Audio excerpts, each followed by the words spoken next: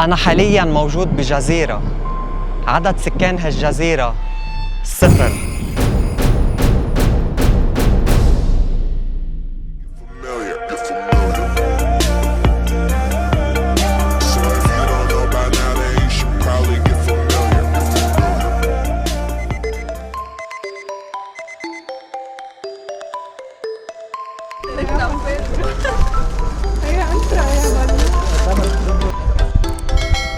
مرحبا، كيفكم؟ ان شاء الله بخير. اليوم رايحين على كوكاتو ايلاند. مثل ما بتعرفوا استراليا هي جزيرة، وحوالي استراليا في عدة جزر صغار. استراليا هي اللي حاكمتهم او هي اللي مسؤولة عنهم، ولكن واحدة من اهم الجزر اللي حكمتهم استراليا اسمها كوكاتو ايلاند. ليه هي واحدة من اهم الجزر؟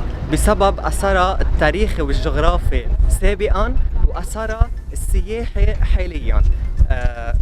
شو قصدي وعن شو عم بحكي؟ كل هالقصص عم نشوفهم بهالفيديو.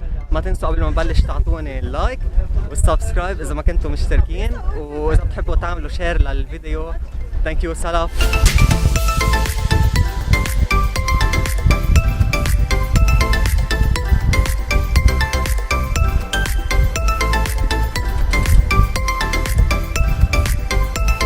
بما انه كوكاتو ايلاند هي جزيرة حد استراليا او بقلبها، هلا رح فرجيكم شو قصدي. فالطريقة الوحيدة لتوصلوا للجزيرة عادة هي بالباخرة، فمشان هيك نحن هلا اخذين فاري. هيدي الباخرة اللي على طول بقلكم عنها، هي مثل تاكسي بقلب البحر لحتى نروح على هيدي الجزيرة. ما بتقدروا توصلوا مشي او بالسيارة لانه هي جزيرة بنص البحر، كيف بدكم توصلوا بالسيارة؟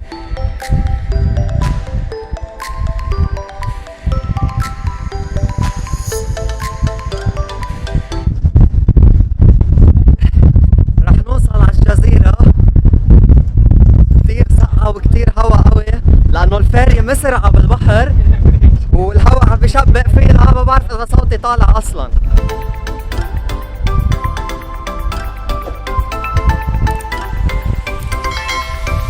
اهلا مرحبا، كيفكم؟ ان شاء الله بخير. يعني مثل ما انا شايف لك بهذا الهواء رح يكون عندنا فري تريب على لبنان والله.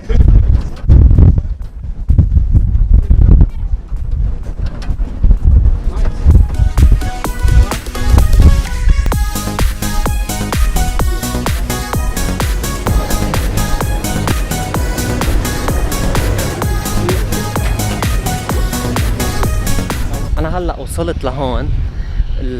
هيدي الجزيرة هلأ مفتوحة قدام الزوار، كرمال زوار اللي جايين يعملوا سياحة أكيد. ما حدا سكنها، عدد سكانها رسميا 0. بال2006 كان بعد في آخر 2.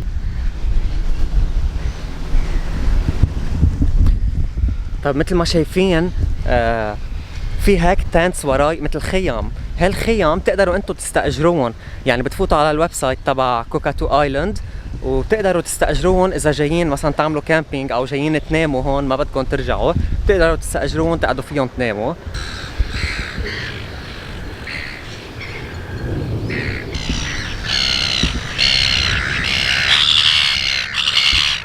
يا جماعة في شيء كتير غريب هلأ لاحظته أنا وماشي من هون.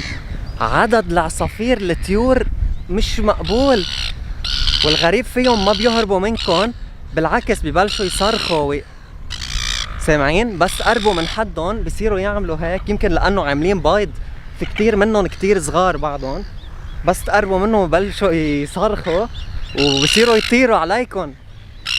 لك مليان الدنيا، لايكو وراي مليان الدنيا من هالعصافير، مش معقول.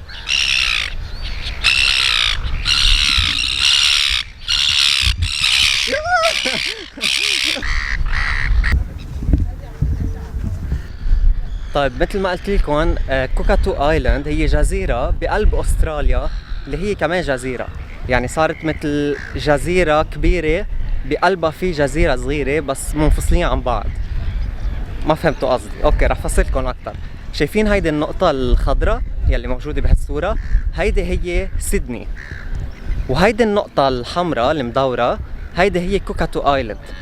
طيب اذا بتلاحظوا بالصور مثل كأنه كوكاتو ايلاند موجودة بقلب البحر، ولكن سيدني محوطتها من كل الميلات.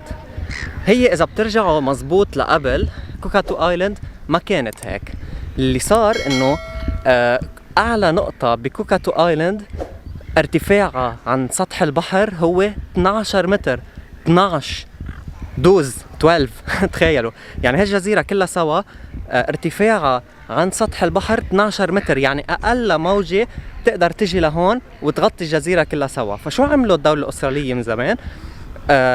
وسعوا سيدني، يعني ردموا البحر شوي وسكروا حوالي كوكاتو ايلاند لحتى ما يقدر الموج يوصل عليها ويطمها.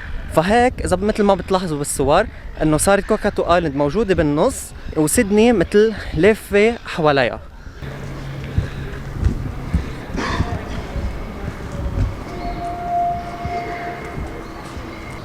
المصنع كان حبس صار مصنع. دي كتير انا خل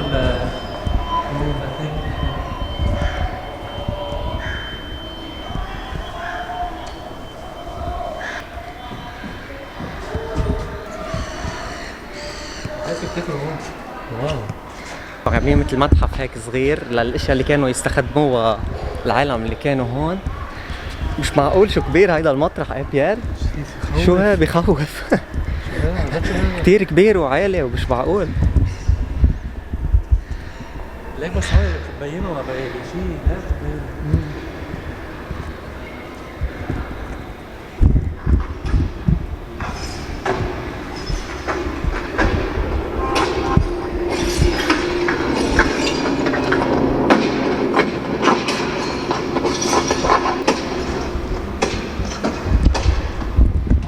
واو، تخيلوا انه هو هيك كانوا يعملوا من زمان.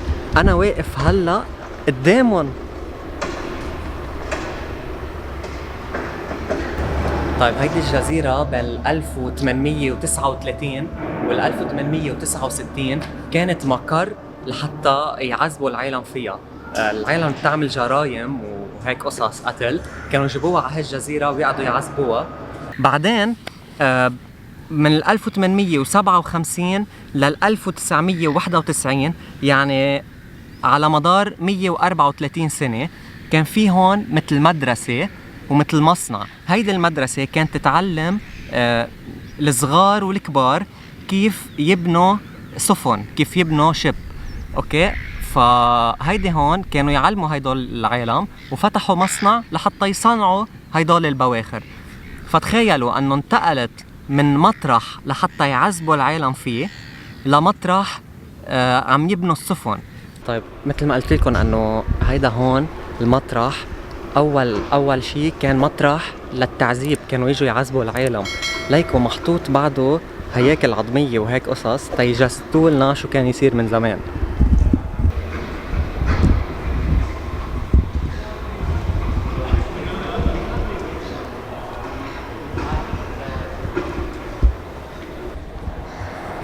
So 30 minutes.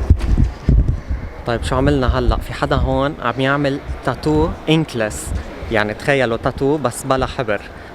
مثل كأنه بس بيحفروا بدقوا بطريقة معينة، ما بعرف، على الجلد. هلا بنجربها رح بعد. حطينا اسمنا بدنا نجربها انا وبيير. بعد 30 دقيقة بدنا نعمل برمة ونرجع نعملها. هيدي بدنا ننقي اسم من اسامي العالم يلي ماتوا هون، مثل في ليستا بننقي اسم ومندقه على ايدنا.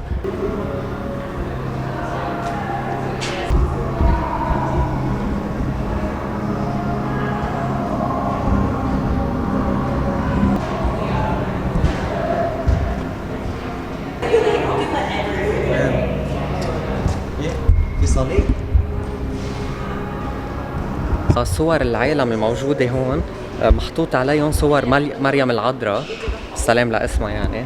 لايكو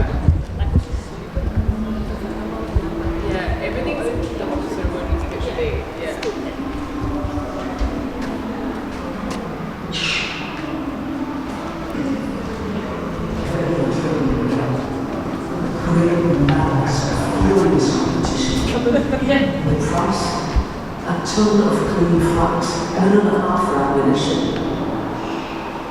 Tons of flax scraped by hand with a shell, bit by bit, morsel.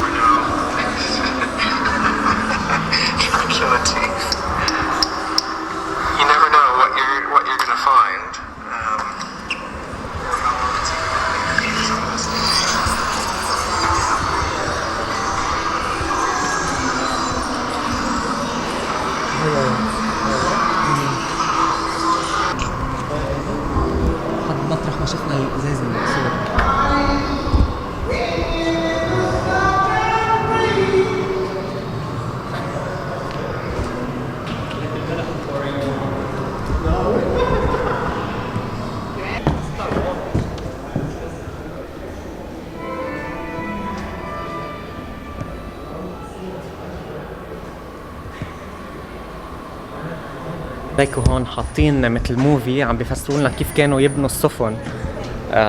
مثل تقريبا بكل مطرح في مثل اوضه كله مليان اوض، مش رح امرق على كل اوضه، بس ليكو هون حاطين تي في محطوط بكل اوضه. مثلا هذيك الاوضه شو كانوا يعملوا فيها، بهالاوضه كانوا يعذبوا باي طريقه كانوا يعذبوا، يعني كل اوضه حاطين فيها شو كانوا يعملوا. عن جد مثل يعني اللي قلبه مش كتير قوي مش كتير رح تزبط معه يجي لهون.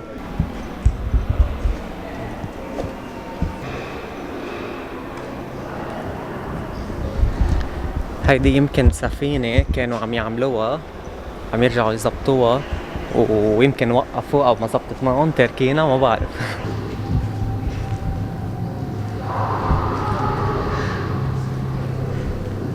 وهيدي الجزيرة الكوكاتو ايلاند بسنة 2001 حطت ايد عليها الدولة الاسترالية الفيدرالية وقررت انه تعملها مثل مطرح سياحي. وبال 2010 اجت اليونسكو لهون كشفت عليها وعملتها رسميا موقع التراث العالمي. يعني هيدي الجزيرة هون ما حدا بقى بيقدر يسكنها، يعني رسميا رح تضلها من هلا للابد عدد سكانها 0، ممنوع حدا بقى يسكنها لانه عملوها موقع تراث عالمي.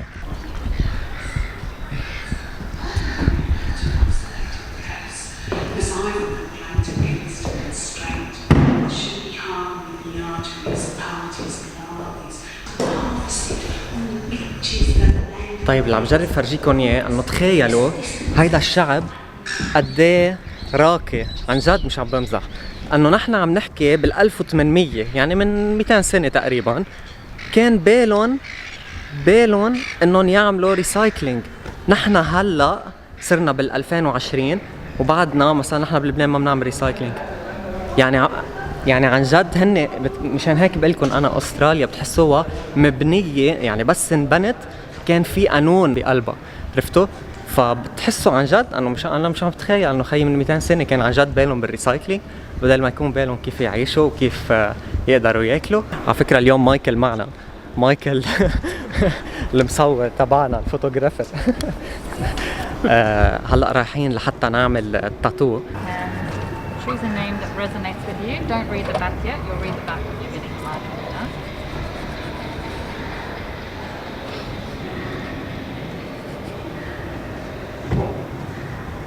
Feet up that end, feet down that end.